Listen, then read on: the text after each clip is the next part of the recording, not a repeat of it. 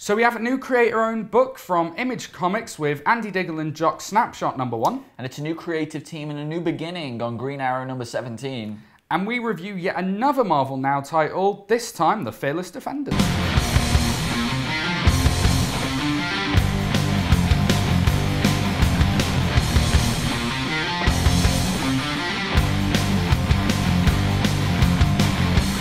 So we have yet another Image book this week. We've not actually reviewed an Image book for a while, have we? No, so the yet was kind of inappropriate. It was a little bit. But it's a new mini-series written by Andy Diggle, famous for his Green Arrow Year 1 run, and Jock, where, you know, we're big fans of Jock on the show. Famous for us adoring his covers. We talk about him a lot with the backstories of Batman. Yeah. I don't think I've ever, I might be wrong, I don't think I've read a full illustrated book of his.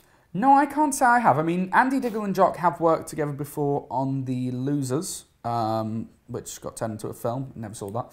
And it was supposed to be a great comic book, so it's them reuniting again with Snapshot #1, which is essentially about a guy who runs a comic shop and he ends up finding a phone that has pictures of a murder on it, and it's like a sort of crime thriller. And then it turns into a crime thriller. So, what did you think of Snapshot #1? Number.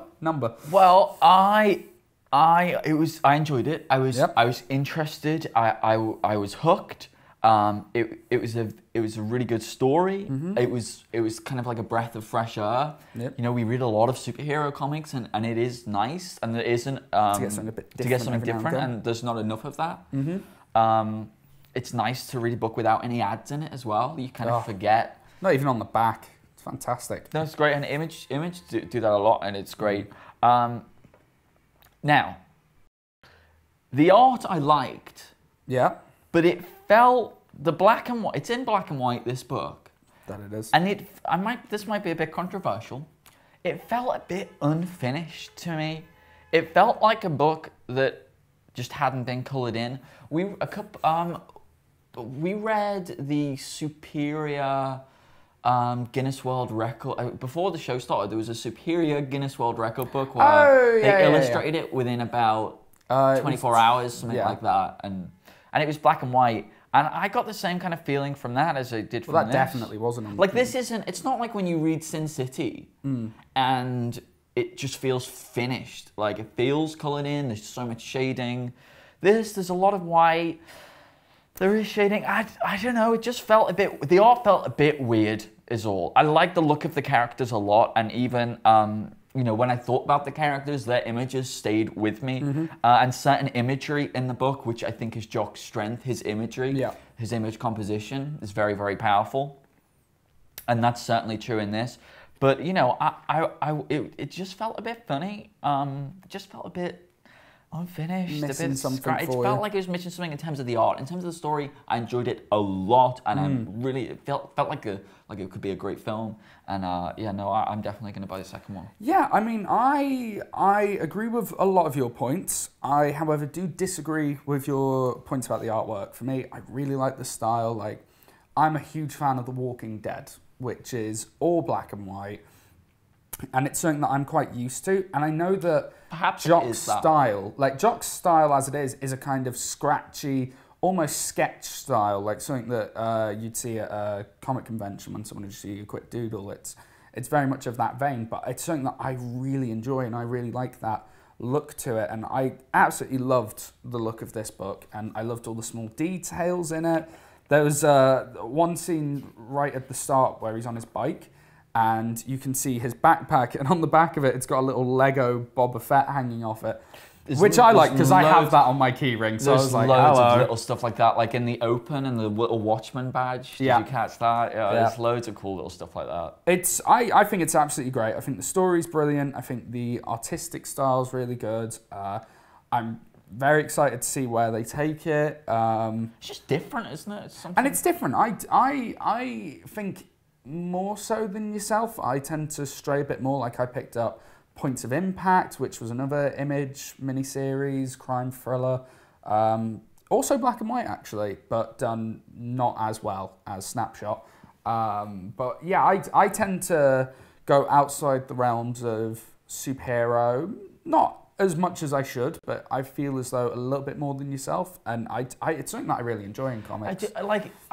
I read a lot of unsuperhero stuff when we like in trade and stuff like that, and things like that. That's mostly what I read in trade. But in the single issues, I just don't feel like there's as much as it as there should be. So yeah, there's that. So Green Arrow is a New 52 book. I bought the first one, really didn't like it. Yep. So just completely stopped buying it. We're both Jeff Lemire fans. We've been enjoying Jeff Lemire's work for a while. We've been enjoying his work on Animal Man. You've read some Sweet Tooth. Yep. Legends of the Dark Knight, the one great little story in Legends of the Dark Knight. Ghosts, he had a little story in, just naming all of his stories of last year. So we almost had to pick this up because he's been a really consistent writer. So is he still a consistent writer? What did you think of Green Arrow number 17? I think without a shadow of a doubt, he's still a consistent writer. I absolutely loved this book. It felt, I didn't realise how similar the story is to this. It is the TV show, like the island. Well, I don't think it has Oliver. been. I think it is now with Jeff Lemire. And you know, that's something that I really enjoyed. The writing of the character I thought was really fresh and something I haven't read for a while. A different take on a character. You know, it's the thing about Green Arrow is I like the fact that he does have the righteousness of Batman or something like that, but then he's quite happy to go that extra distance to make sure criminals permanently that, and he's got a kind down. of a youth about him. Yeah, which definitely comes across. Possibly my only criticism of the book, and something that you might not notice as much because you haven't been reading it. Very similar to Hawkeye in artistic style. I think it definitely is intentional, and I understand why they do it, but like, there's a scene right at the start where he's fighting in an office and they're zooming in on like a pen on the desk and then he grabs it and throws it and they do different colouring with it and it felt very Hawkeye. In fact, the entire colour scheme of the book is a kind of green version of the purple that you get in Hawkeye. Yeah, that's certainly true, but these techniques aren't new. Like, no, I mean, not like at all. Hawkeye did it, but before that, like I remember reading the first couple of issues of Francis Manapul's Flash, and he did it extensively. Oh yes. And before that, so. But yeah, I say that's a problem. It's also a good thing because it's fun to read. I love Hawkeye. It was my favourite book of last year. I've just read number 7. Absolutely loved it.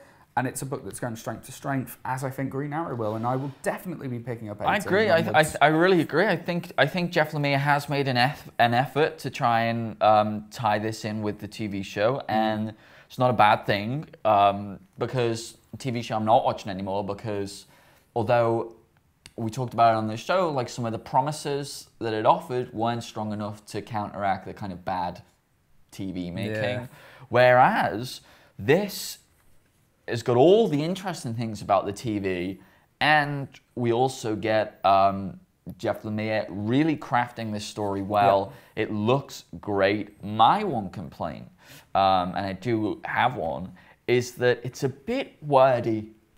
Here's a little bit. It's a bit wordy. I was like... There's an entire panel that is nothing but words. Yeah, really. and it's a first issue. There's a lot to explain, but I think if that's the case, I feel like if that's the case, spread it out over 2 issues. Like you need to, I think what Hawkeye does so well is that it relies on image a lot. Yes. And this needed more of that, I think.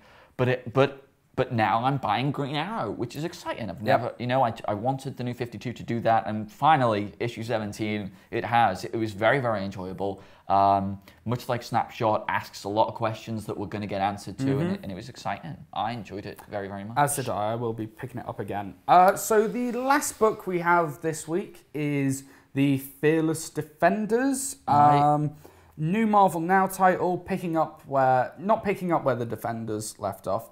The actual Defenders is finished.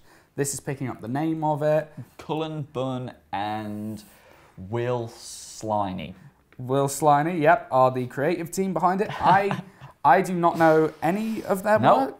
These are new creators to me. Yep, and it follows, is it Valkyrie? From Asgard, and what's her name again? Misty Knight. Misty Knight. As the first 2 members of this new Fearless Defenders team. Yeah. What did you think of it? Well, first of all, I picked this up because of the Scotty Young cover. Now, Scotty Young. I felt like I was over this Scotty Young thing. I felt like I was over it. You just can't get away from it. I haven't bought one in a while, but this one's particularly good. Like, yes, it's adorable, but also the composition is great. The colours are great. It doesn't help that he keeps putting on Twitter, "Oh, I've just done another cover," and it's like, no, please stop. Stop it. What did I think of this? I didn't love it. I didn't think it was bad by any means. It wasn't bad. It was just. It felt a bit irrelevant. No, no. I take that back. That's me. Not irrelevant. It didn't interest me. It didn't encapsulate me. I thought the characters were interesting, especially the Doctor. I thought she was cool. I felt like some of the art was a bit funny. There was a few weird contortions, especially during the Misty Knight Kung Fu scenes. Her leg was bending in ways where I was just like, all right. That's some serious Pilates that's been going on there. Yeah, and I felt the art in general, sometimes it looked great, sometimes it was a bit, okay, wasn't so fussed on that. There's a scene which is between Valkyrie and the Doctor. And it was a bit confusing. I wasn't sure what kind of was going on, and a bit forced of a scene. Maybe a bit like, let's get that in the first issue. So it wasn't a bad comic by any means, but it also wasn't brilliant. It was just kind of, that was, some nice moments, some nice panels, but overall it didn't really win me over. Yeah, I'd agree. I mean, my review of this is pretty much the same review that I had for Avengers Arena and Cable and the X-Force, They're good books, they're solid books, but in this sea of Marvel Now titles and constantly updating New 52 creators They've got to Image, go that extra mile. You've got to go the extra mile to keep you buying your book, and it's just, they haven't quite done it. And it's a shame, because I really did enjoy the Defenders when that was coming out, and I really wanted to like this, but it was just okay. If these are characters that you like, I've never read either of these characters before. If they're people you like, you'll probably enjoy this book. If you've never read them before, you're probably not going to miss out on anything if you don't read them. They're not going to be in any of the big crossover titles. They're not going to be in Age of Ultron or anything like that. It's true. It's good comics, but it's not spectacular. So congratulations, Jeff, our friend Jeff, whose name we cannot pronounce, but whose name will be at the bottom of this screen. Yeah. You have won Indestructible Hulk 1 to 3. Yes, you have. So you can check out, see if you're into that. And if you want to win this week's books, we're giving away Avengers 1 to 3. Yeah. Self-contained little run. All you need to do is leave a comment on this week's video, and we'll pick one at random. And next week, if you win, we'll give you the digital download codes. Indeed. And also, don't forget to follow us on Twitter. We are at Comic Book Show 1. We're posting on there the shows, some news, funny things all the time. Yeah, we don't get to talk about many books this week. I talk about them all on my website, which is thecasualrobot.com, except not just casualrobot.com. Yep. And final plug, you can still go to my Just Giving page, which is justgiving.com/QuentinQuire, and donate there for Red Nose Day if you want to see Dan cut my hair like Quentin Quire. Join us on Wednesday for more Who Wins. Join us on Friday for what we've been reading, and we'll see you next time. Ugh, so many plugs.